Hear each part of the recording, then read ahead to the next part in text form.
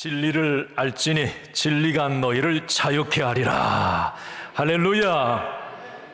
여러분, 진리, 이 복음은 알면 알수록 자유함이 있어요.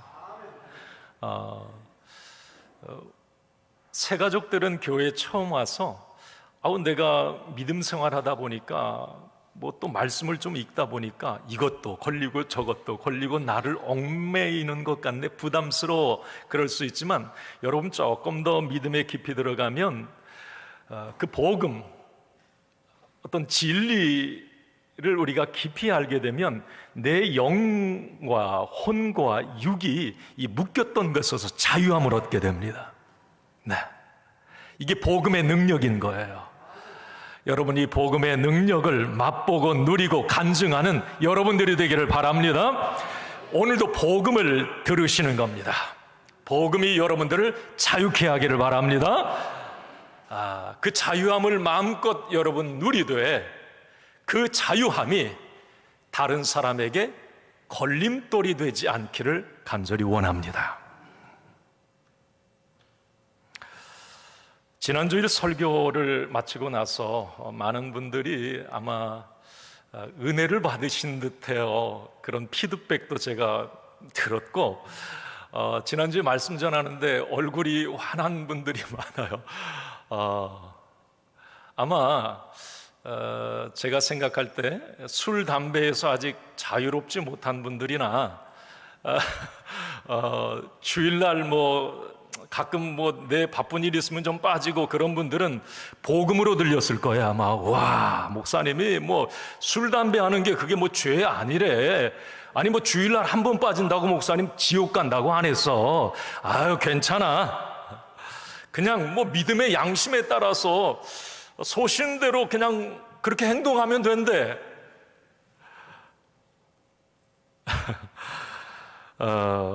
틀린 말이 아니에요, 여러분. 내가 술 한 모금 하고 무슨 담배 한 대 먹었다고 지옥 가는 거 아닙니다. 그 문제는 아니에요. 자, 그러나 저는 오늘 이제 말씀을 들어가면서 지난주에 이어지는 말씀이에요. 이런 분들에게 두 가지를 한번 이게 말씀드려보고 싶어요. 하나는, 만약에 당신이 그렇게 할 때 믿음의 양심에 하나도 걸리지 않는다면 하십시오. 괜찮아요. 네, 괜찮습니다. 죄 아니에요. 지옥 안 갑니다. 여기 오늘 말씀에 계속 사도 바울은 얘기합니다. 하나님이 속되다 한 것 없어요. 하나님은 만물을 다 깨끗하게 지었어요. 자, 그러면 두 번째, 이런 질문을 또 드리고 싶어요. 만약에 그렇게 했는데 아무런 느낌이 없었다면 당신은 아직 예수님을 뜨겁게 인격적으로 만나지 못한 분일 가능성이 큽니다. 절대 그렇게 안 되거든요. 술, 담배에 중독되어 가고 주일날 빠지고 사사로이 내 취미 생활하고, 그런데 마음에 하나도 꺼리낌이 없어요? 그분은 예수님을 인격적으로 만나지 못한 분일 수가 있겠죠. 오늘 말씀의 핵심은 이제 그렇게 이어집니다. 복음 안에서 하나님은 자유함을 주셨어요. 진리는 우리를 자유케 합니다. 하나님은 말씀을 통해 우리를 얽어매게 하려고, 말씀을 통해 너 한번 힘들어봐라, 고생해봐라, 부담 주려고 하나님의 말씀, 진리를 우리에게 주신 게 아니에요.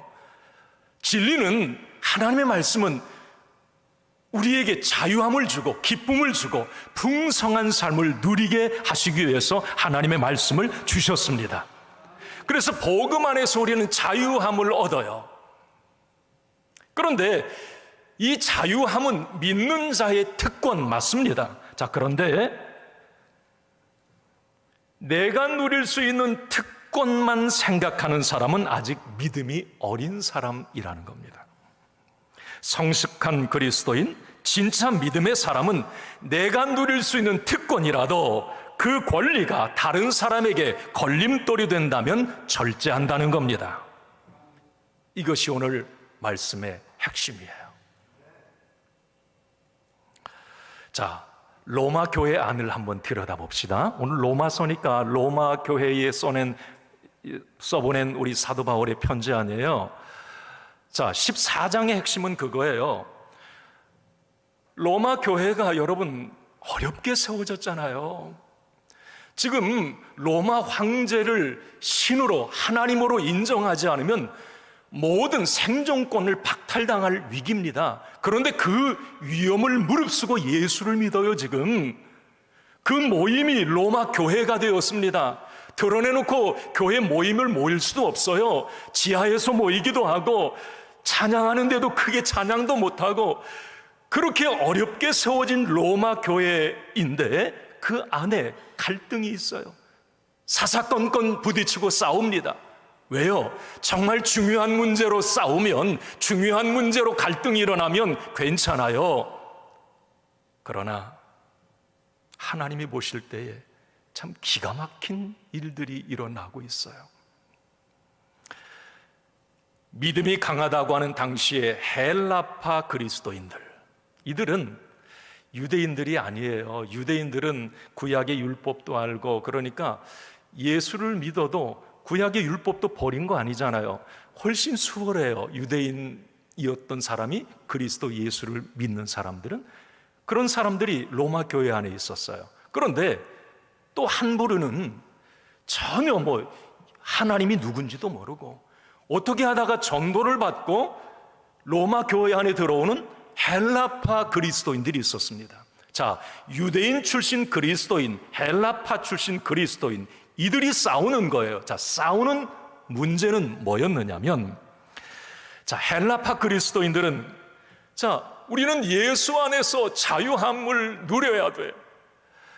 구약의 율법에 너무 얽매이지 마. 율법의 완성은 우리 예수 그리스도야. 율법의 완성되신 예수 그리스도를 믿으니 먹고 좀 음식 그런 문제 가지고 너 틀렸네 맞았네 이걸 가지고 싸울 필요가 뭐가 있느냐는 거예요. 아니 절기의 어린 양은 예수 그리스도예요. 꼭 굳이 유대파 너희 그리스도인들 무슨 절기 지켜야 돼, 이거 안 지키면 막 나쁜 놈이라고 하고 믿음 없다고 하고.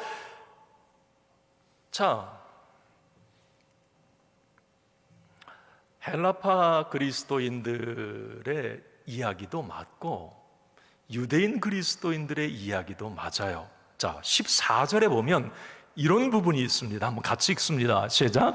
내가 주 예수 안에서 알고 확신하노니 무엇이든지 속된 것이 없으되 다만 속되게 여기는 그 사람에게는 속되니라. 여러분, 하나님이 만드신 무엇이든지 악한 것을 만들지 않았어요. 사람이 악하게 변형시켜버린 거지요.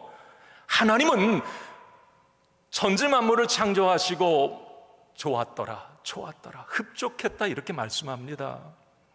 오늘 20절 말씀에도 하나님이 만드신 모든 만물은 다 깨끗한 거예요. 자, 헬라파 그리스도인들은 믿음 안에서 우리 하나님이 만드신 것은 속된 것이 없고 깨끗하고 나는 예수님을 믿기 때문에 음식 가려 먹는 것 이거 이제 하지 않아도 되지 않느냐. 네? 그런데 유대인 그리스도인들은 아니다. 안식일, 절기, 음식 가려 먹는 것 지켜야 돼. 문제는 자기만 잘 지키면 괜찮잖아요. 아니, 자기 소신대로 하면 돼요. 그게 구원의 문제에 상관없으니까. 그런데 그걸 가지고 상대방을 정죄하는 거예요. 그걸 가지고 구원의 기준으로 삼는 거예요. 여러분, 사실 로마 교회 안에 헬라파 그리스도인들이나 유대 그리스도인들은 모두 다 어떤 면에서 보면 그들의 의도는 예수님을 잘 믿어보자는 거 아닙니까? 헬라파 그리스도인들도 뭔가 말씀으로 복음으로 살면서 자유함을 누리며 살아보겠다고 예수 잘 믿어보겠다는 거예요. 제대로 믿어보겠다는 거예요. 그러면 유대 출신 그리스도인들도 자기 틀린 거 아니에요. 구약의 율법을 지킨다고 그게 잘못된 거 어렵지만 그래도 그렇게 거룩하게 한번 살아보겠다는 거예요. 그러면 이 모든 것은 다 어때요?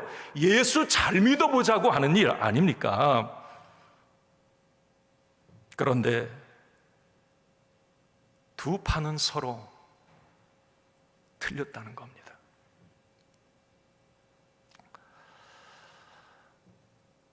참 안타까운 일이 로마 교회 안에 일어나는 거죠. 오늘 로마서 이 14장, 15장도 이제 이런 말씀으로 이어집니다. 사도 바울은 이 이야기를 들으니 기가 막힌 거예요. 아니, 어떻게 세워진 교회인데, 에? 어떻게 잃은 양 한 영혼을 구원한 그 어려운 그런 일들이 일어났는데, 아니, 사소한 문제로 영혼을 잃어버리고 실족하게 하고 교회를 떠나게 하고, 바울은 너무 안타까움에 오늘 이 편지를 써 보낸 겁니다. 제가 목회하면서 많이 질문받았던 그 이야기들이기도 하고, 여기 혹시 여러분 이제 우리 좀 70대 이상 되신 분들은 이런 생각을 좀, 이런 틀을 가지고 신앙생활 하실 수도 있어요. 또 여기 이제 올해 예수 믿었다고 하신 분들은 오늘 말씀을 좀 잘 들으세요. 여기 장로님들, 자, 뭐 누구를 가르치는 위치에 있는 분들, 또 가정에서는 내가 좀 남편보다 믿음이 좀 이렇게 뭐 좀 강하다 이렇게 생각되는 분들은 오늘 이 말씀 잘 들으시기 바랍니다. 가끔 그래요. 목사님, 선지국 드세요? 지난주에도 얘기했지만, 아니, 저 엄청 좋아하죠. 순대도 드시고, 예. 아니, 그거 왜 드시는데요? 아니, 그거 성경에 먹지 말라고 그랬잖아요. 갖다 주세요. 저는 다 잘 먹습니다. 성경의 구약 성경 레위기 11장은 음식기로예요. 안 잊어버리려면 레위기 11장은 이 11장 젓가락 같이 생겼잖아요. 이 음식장이 레위기 11장에 다 나와요. 먹어야 될 거, 먹지 말아야 될 거. 자, 그런데 아니, 아직도 지금 그런 얘기를 하는 권사님들, 장로님들 있다니까? 아니, 목사님, 선지 드시면 안 돼요. 아유, 그 성경에 먹지 말라고 그랬는데. 그러면 여러분, 선지국 먹고 순대 먹는 거 죄 지은 겁니까? 아니, 물어볼게요. 여러분, 죄 지은 거예요? 아니, 발굽이 갈라지거나 되새김질하는 고기만 먹으라고 그래요. 레위기 11장이고. 그러면 소고기는 먹을 수 있어요. 자, 그러면 발굽이 갈라졌는데 되새김질 안 하는 돼지고기는 먹으면 큰일 납니다. 구약 레위기법에 죄 짓는 거예요. 자, 삼겹살 여기 안 드시는 분, 왜 엉뚱한 것들을 갖다가 다 자기 맞는 것, 자기가 안 하는 것, 자기 기준에 아니, 왜 그걸 갖다 적용합니까? 여러분, 레위기 11장에 예를 들면 지느러미가 없거나 비늘이 없는 생선은 먹지 말라고 그래요. 자, 그러면 새우나 오징어, 장어 이거 먹으면 죄 짓는 거예요.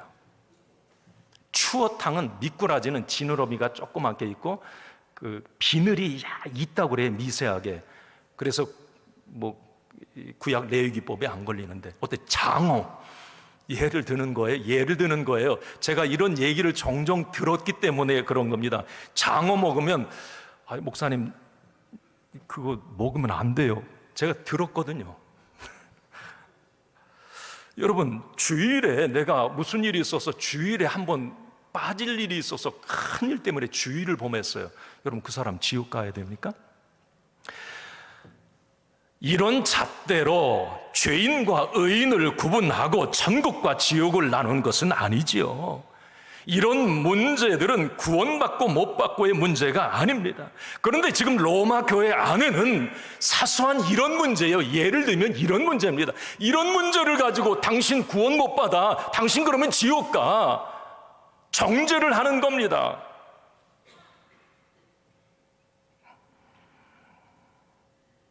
본질이 아닌 문제로 진짜 중요한 본질을 잃지 마십시오. 이런 어리석은 사람들 많아요. 소 잃고 외양간 고치는 거. 진짜 중요한 건 소예요. 그런데 외양간만 신경을 써요. 미국 한인교회에서 있었던 실제적 사례를 하나 말씀을 드릴게요. 선교사를 후원하는 문제로 교회가 둘로 나뉘어져 버렸어요. 무슨 문제로? 선교사 후원하는 문제로. 아니, 선교사 후원하는 문제는 좋은 거 아니에요? 선교 보내고 좋은 일 아니에요? 그런데 왜 한인교회가 둘로 나눠졌어요? 여러분, 그 이유는 그 선교사님이 보신탕을 먹었다는 이유였습니다. 이게 실제 있었던 일이에요. 아니, 죄송해요. 여기 애완견 키우는 분들에게는 죄송한데 실제적으로 있었던 일이니까 미국에서는 그게 더 우리나라보다 용납이 안 되죠. 어떻게 개를 잡아먹어요? 옛날에는 뭐 다 잡아 드셨잖아요. 여기 나이 드신 분들, 뭐 안 드신 분들 손 들어봐요. 근데 이제 문화가 그런 거예요. 그런데 보신탕 한 그릇 먹은 것으로 하나님의 몸된 교회가 찢어지는 게 그게 말이 되느냔 말이에요. 아니, 보신탕 한 그릇 먹어서 그 사람이 지옥 갑니까? 왜 사소한 것에 목숨을 거느냐 이 말이에요. 이런 일들이 여러분 비일비재한 거예요. 교회마다 진짜 중요한 어떤 이단의 문제, 복음의 문제, 핵심 가치의 문제, 죽고 사는 생명과 어떤 사망의 문제, 천국과 지옥의 문제, 이것 가지고 목숨 걸고 싸우면 잘한 거예요. 그런데 별것도 아닌 것 가지고 싸우고, 복음은 그렇게 값싼 것이 아닙니다.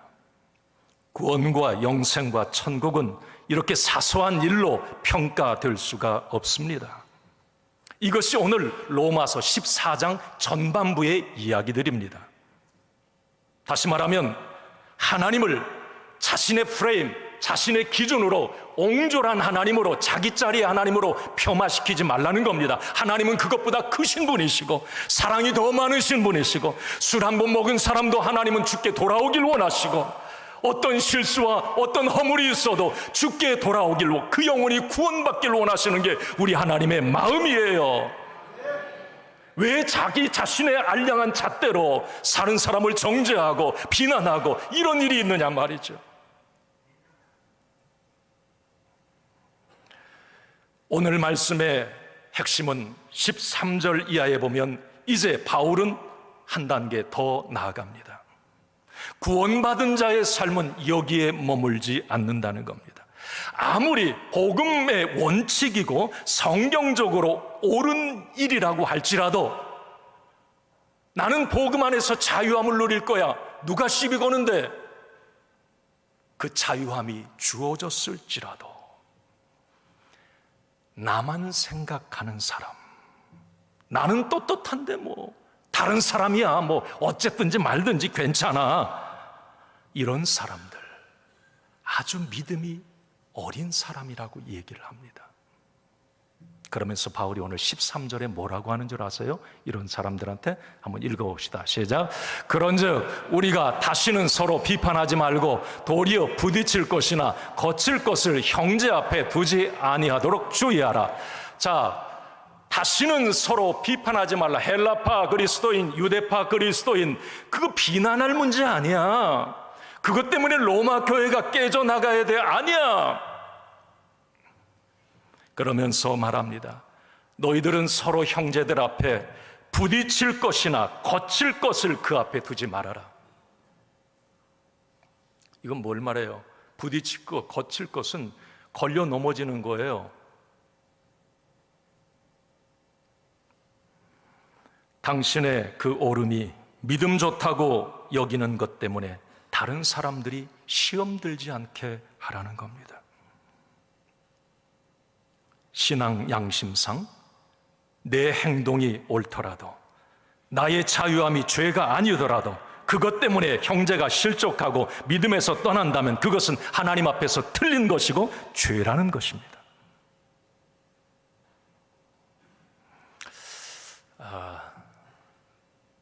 제가 가끔 이제 비행기를 타고 뭐 성지순례를 가거나 선교지를 가거나 이제 이런 경우들이 있잖아요. 그러면 저는 이제 뭐 기내식이 항상 기대가 돼요. 뭐 뭘 주나 그 먹는 것도 재미있잖아요. 그런데 어떤 때는 그래요. 이게 기내식을 줬는데 고기를 주면 뭐 한국에서 이렇게 출발해서 가는 기내식은 웬만큼 맞는데 이제 외국에서 올 때 뭐 고기나 이런 것을 주면 그 소스나 이런 게 이게 안 맞아요. 진짜 그 공중에서 또 그걸 한번 먹으면 막 속이 울렁울렁거리고 니글니글 비유가 상할 때 있어요. 그럴 때는 제가 가뭄에 콩 나듯이 한 10년에 한두 번 속이 영 안 좋으면 그 기내식에 이제 그 여자 승무원한테 뭐 이렇게 음료를 이렇게 들고 다니잖아요. 그러면 와인을 제가 조금 주세요 그럽니다. 그 와인을 한 모금 한 두 모금 정도 이렇게 마셔요. 그러면 그게 이 비유가 느글느글거리는 것이 좀 가시는 듯 싶어요. 자, 그런데 만약에 제가 나를 알아보는 누군가가 비행기에 같이 탔어요.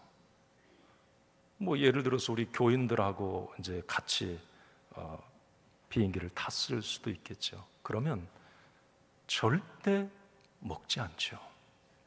왜? 그게 죄라서? 아니에요.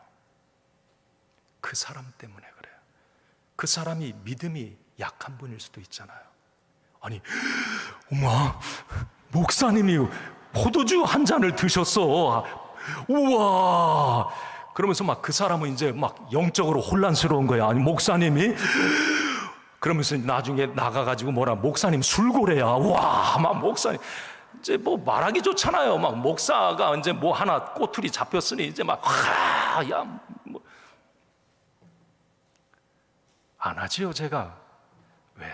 그 사람을 생각해서 그러는 거예요.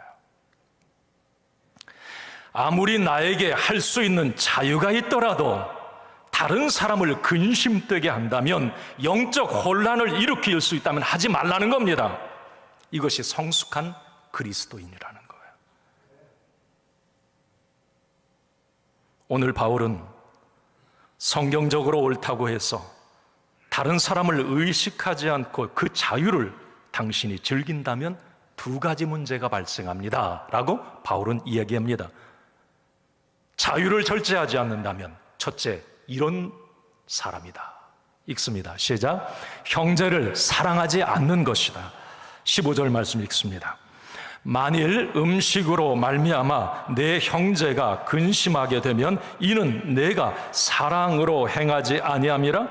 그리스도께서 대신하여 죽으신 형제를 내 음식으로 망하게 하지 말라. 자, 여러분, 아무리 옳은 일이라도 정당한 일이라도 내 스스로 판단해서 이건 아무런 문제가 없어, 그런 상황이라도 그것을 통해서 다른 사람이 근심거리가 되게 할 수 있다면, 또 형제의 어떤 마음에 뭔가 혼란을 가져오는 상황이 만들어질 수 있는 것 같은 느낌이 있다면 절대 하지 말라는 거예요. 할 수 있어도. 왜? 그것이 그 형제를 사랑함이라는 겁니다. 네. 다른 사람들을 사랑하는 마음이 없기 때문에 자기 기준대로만 행동한다는 거죠. 사랑과 배려의 마음도 없고 다른 사람은 안중에도 없이 자기 옳은 대로만 행동하는 유아독존적 그리스도인, 그들은 어떤 사람인가? 요한일서 3장 14절에 이렇게 말씀합니다. 같이 읽습니다. 요한일서 시작. 우리는 형제를 사랑함으로 사망에서 옮겨 생명으로 들어간 줄을 알거니와 사랑하지 아니하는 자는 사망에 머물러 있느니라.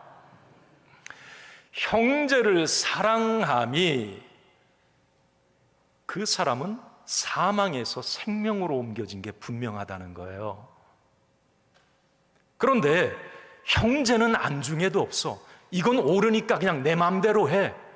이건 내가 뭐 옳은데 뭘 누가 뭐라 그래. 이 사람은 아직 생명이 그 안에 없느니라. 이거 엄청난 얘기예요, 여러분. 이게 무슨 말인 줄 아세요? 예수의 몸에 접붙임을 받았지만 아직 예수의 진액이, 성령의 능력이 그에게 흘러들어가지 못했다는 겁니다. 왜? 예수님의 진액은 반드시 사랑과 배려로 나타나요. 성령의 능력은 반드시 성령의 열매로 나타납니다. 여러분, 교회론을 말할 때 절대 이 교회론은 아이, 나라고 하는 1인칭 대명사를 쓰지 않아요. 교회론은 위, 우리라고 하는 복수 대명사를 씁니다. 왜요? 여러분, 그리스도의 몸은 교회인데 그 몸에는 수만의 지체들이 붙어 있잖아요. 이 몸은 단수일 수 없어요. 몸은 서로가 서로를 배려하고 연결되어 있는 우리의 개념입니다. 교회는 그리스도의 몸 유기체거든요. 절대 단수를 쓸 수가 없어요. 나, 내가, 내 기준, 내 옳은 대로 아니에요. 그건 교회의 지체가 아닙니다. 교회의 그리스도의 지체는 우리라고 하는 이것을 절대 놓치지 말아야 돼요. 오늘 여러분 13절 시작도 그런즉 우리가, 그렇게 15장 1절에도 믿음이 강한 우리는 그랬어요. 그러니까 형제들과 이야기할 때, 교회론을 이야기할 때는 우리라고 하는 이 단어를 항상 잊지 말아야 돼요. 내가 옳은 대로, 내 기준대로 아니고 우리. 그래서 여러분, 오늘 이 말씀을 보면서 이런 생각이 들었어요. 여러분, 예를 들면 이거예요. 이 눈이 눈물이 글썽글썽해서 말을 해요. 돌뿌리에 찍힌 발가락아, 너 아프냐? 나도 아프다. 아파서 눈물이 난다. 아프니까 사랑인 거 맞죠? 아프니까 한 몸인 거 맞아요. 만약 안 아프면, 아무런 느낌이 없다면 그 지체는 죽은 것임에 분명합니다. 교회는 몸이고 몸은 서로 사랑할 때 한 몸이라는 걸 느끼는 거예요. 이게 교회입니다. 그래서 사도 바울은 오늘 헬라파 그리스도인, 유대파 그리스도인, 너희들은 그리스도의 몸의 지체들 아니냐? 저 사람이 아파하면 너 안 아프냐? 저 사람이 힘들어하면 너 안 힘드냐? 그러면 너는 생명이 없는 거야. 예수의 진액이 아직 안 흘러 들어갔어.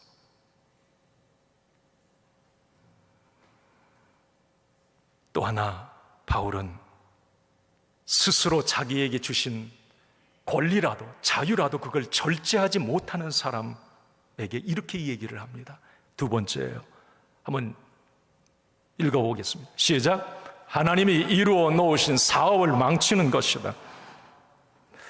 엄청난 말이죠.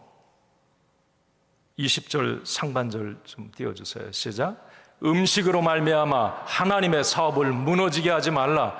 음식이라고 하는 건 사소한 거예요. 지금 별로 문제될 거 없는, 그것 때문에 하나님의 사업을 무너지지 않게 하라는 거죠.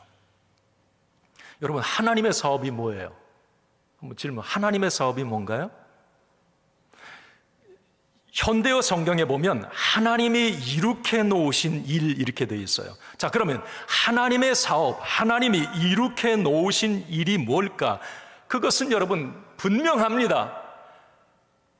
하나밖에 없는 아들 독생자 예수 그리스도를 죽게 하심으로 한 생명 한 생명을 구원하신 일이 하나님의 사업이에요. 그게 하나님의 사업이에요. 하나님의 사업, 하나님이 이룩하신 일은 생명을 살려내는 일이었습니다. 또한 하나님이 이룩하신 일은 예수 그리스도의 피값으로 세운 교회입니다. 이게 하나님이 이렇게 놓으신 거예요. 어떻게 구원하신 생명인데, 어떻게 세운 교회인데, 너의 그 의로움 때문에, 너의 그 자유로움 때문에 하나님의 사업인 한 영혼을 실족하게 하고 하나님의 사업인 교회를 무너뜨리느냐는 겁니다. 너의 행동이 그 자유가 죄는 아니지만 그 결과는 죄라는 겁니다. 오늘 본문의 타켓은 헬라파 그리스도인들이었어요. 믿음이 자칭 강하다고, 나는 복음 안에서 자유라고 얘기하는 사람들입니다. 우리도 한번 이 말씀, 이 바울의 권면을 한번 마음에 되새겨 보아야 합니다. 성숙한 그리스도인, 예수의 생명을 가진 그리스도인은 내가 하고 싶은 대로 할 수 있어도 스스로를 제어할 수 있는 사람입니다. 절대로 다른 형제 앞에 부딪힐 것이나 거칠 것을 두지 않는 사람이에요. 이것이 사랑이고 이것이 하나님의 사업을 세우는 것이에요.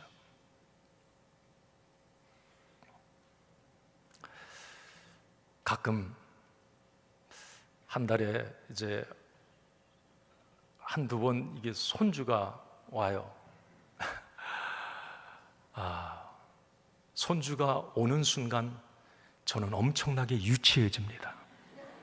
진짜 유치해져요. 여기 손주들 두신 분들은 제가 무슨 말을 하는지 이해가 될 거예요. 근데 손주 아직 안 두신 분들한테는 죄송해요. 제가 이제 손주가 딱 오는, 집에 들어오는 순간에 제 말투도 유치해지고 제 행동도 유치해져요. 그러니까 제 딸하고 딸들이 아빠의 교회에서 아빠의 모습하고 제 아내조차도 여보 좀 정신 차려 좀 막 나한테 이럴 정도예요.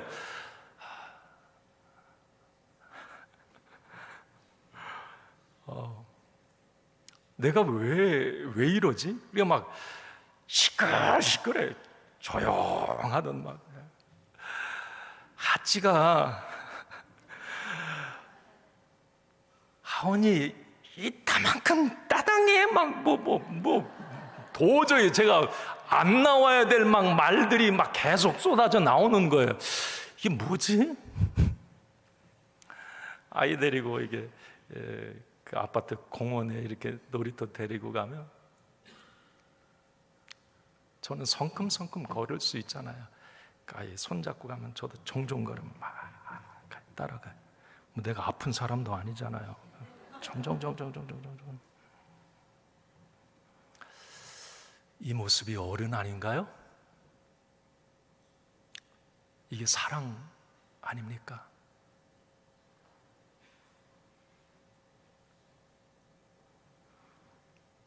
할 수 있어도 스스로 안 하는 것, 그 사람의 입장이 되어주는 것, 이게 성숙인 거죠.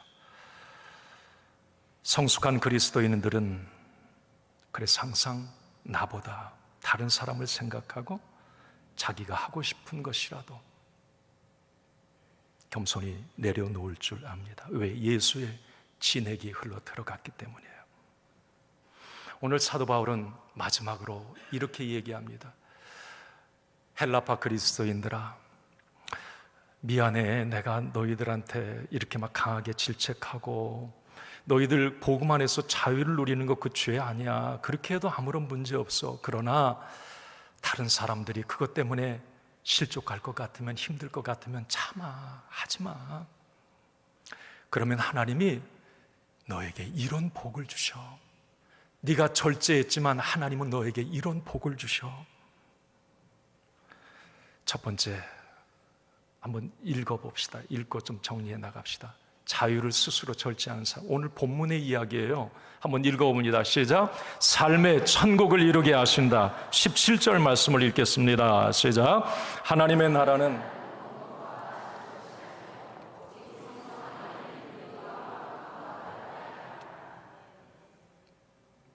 여기 하나님의 나라는 먹고 마시는 것이 아니고 있어요. 하나님의 나라는 천국을 말해요. 이게 하나님의 나라는 기쁨과 어떤 막 그 풍성함이 있는 그것 것을 우리가 부족합니다. 그 하나님의 나라는 어디에 있는 줄 알아?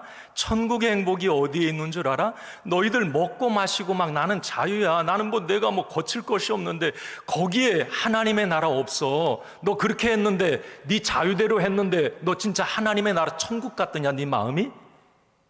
아니지 않더냐? 진짜 하나님의 나라는 어디에 있느냐? 오직 성령 안에서 성령님의 이끌림을 받고 성령 안에서 주시는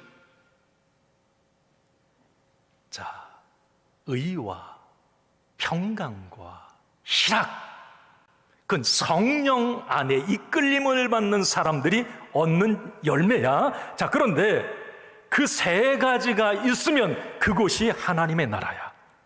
그 세 가지를 가진 사람이 하나님의 나라가 그 마음에 심령 천국이 있어.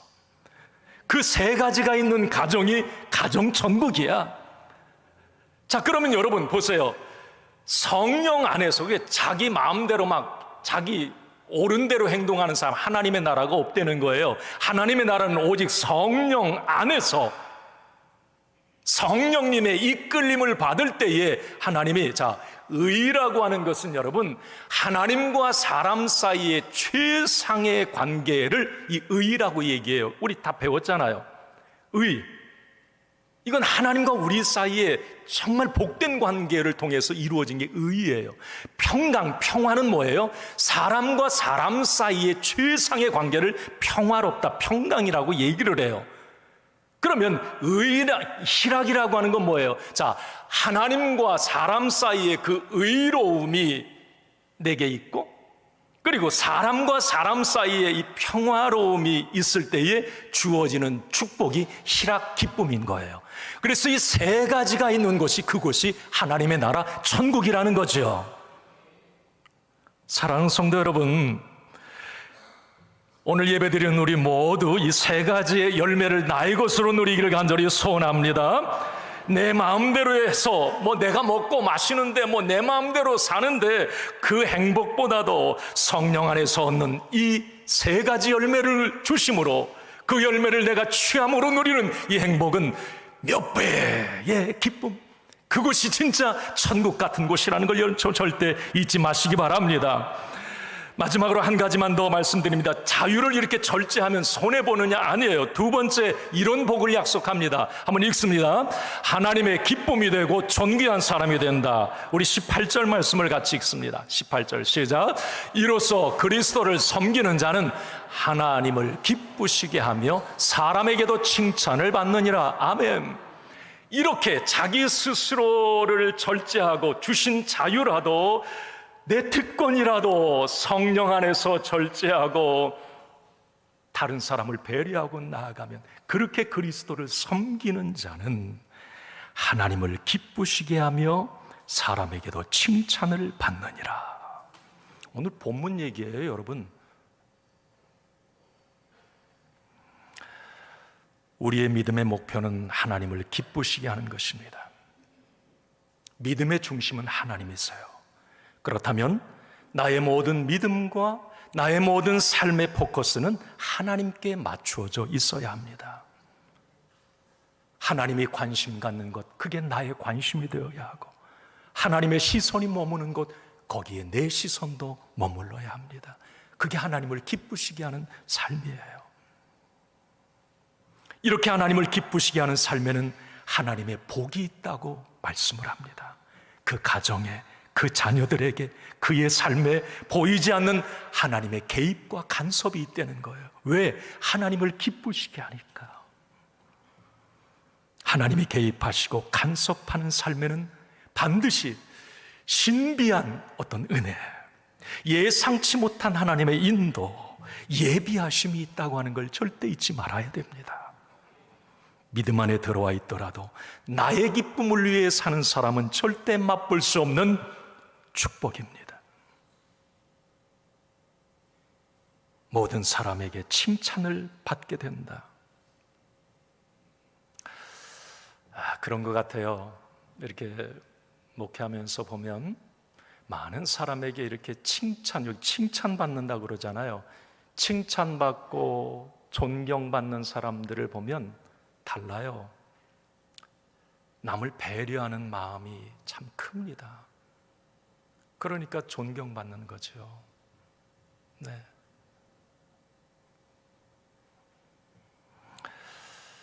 우리 그리스도인들은, 구원받은 사람들은 어디에 있든지 존귀한 사람, 칭찬 듣는 사람이 되어야 돼요. 없어서는 안 될 사람, 꼭 필요한 사람, 모든 사람에게 사랑을 받는 사람, 이런 사람, 이게 빛과 소금의 삶인 거죠. 오늘 말씀을 마치면서 남은 인생 더 많이 하나님의 기쁨이 되시고 모든 사람에게 존경받는 인생으로 살다가 하나님 앞에 가시기를 간절히 소원합니다. 우리 로마서 레슨 읽고 오늘 말씀의 핵심은 사실 이겁니다. 쭉 제가 설명해 왔는데 오늘 말씀 이겁니다. 같이 읽습니다. 복음 안에서 얻은 자유가 방종이 되지 않게 하라. 성숙한 그리스도인은 나를 넘어 하나님과 다른 사람을 본다. 아멘. 기도합니다.